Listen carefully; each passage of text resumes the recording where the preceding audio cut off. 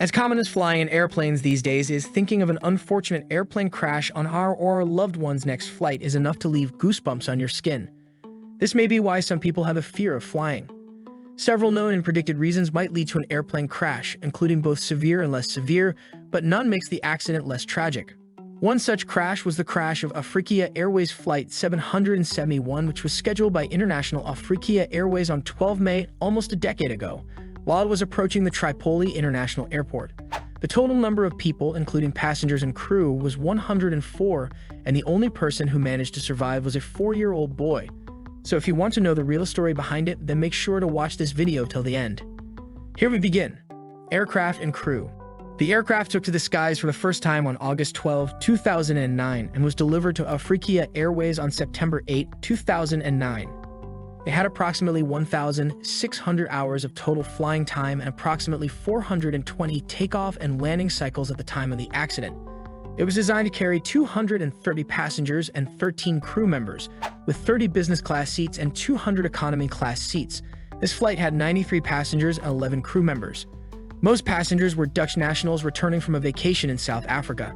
According to an airport official, the crash killed 13 Libyans, passengers, crew, and 70 Dutch nationals. Flight and accident. The flight took off from Tambo International Airport in Johannesburg, South Africa.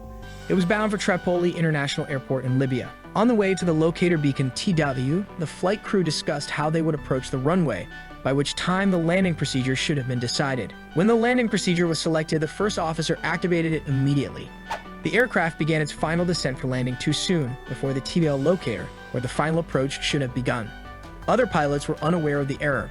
Before beginning their approach to land, the flight crew did not obtain any visual ground references. The crew contacted the tower controller at 5:58. The controller instructed them to continue the approach and to report seeing the runway. Flight 771 passed the TBL locator at 1,000 feet, 200 feet lower than the prescribed altitude. As the plane approached the decision altitude of 720 feet, the captain gave the order to continue the descent, although there was no runway in sight. The first officer raised the aircraft's nose for 4 seconds and set the thrust levers to go around power. Next, the plane pitched to 12.3 degrees nose up, and the pilots raised the landing gear and flaps. Shortly after, the co-pilot began making nose-down inputs, causing the aircraft's pitch attitude to drop to 3.5 degrees nose down. The co-pilot may have been more concerned with the aircraft's speed than its altitude. As a result, the go-around pitch attitude was not maintained, and the flight director's instructions must be followed. In addition, according to the report, fatigue may have played a role in the first officer focusing solely on the airspeed.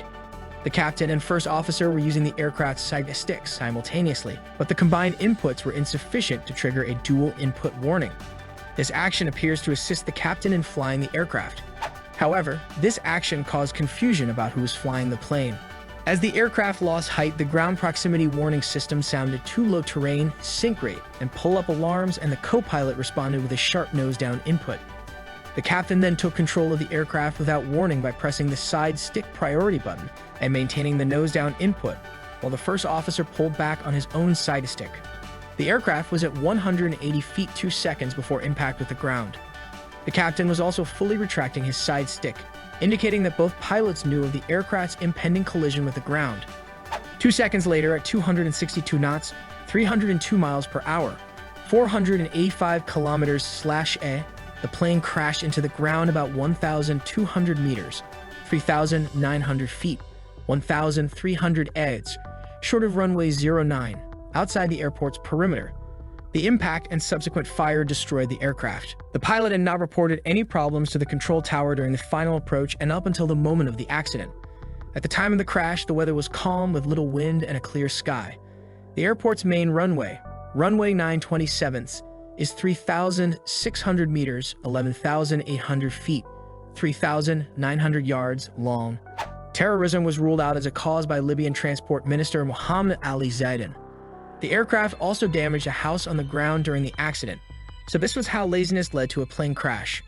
This is all for today, but we'll be back with more interesting content, so subscribe to our channel and stay tuned. Until then, like and share this video. See you soon.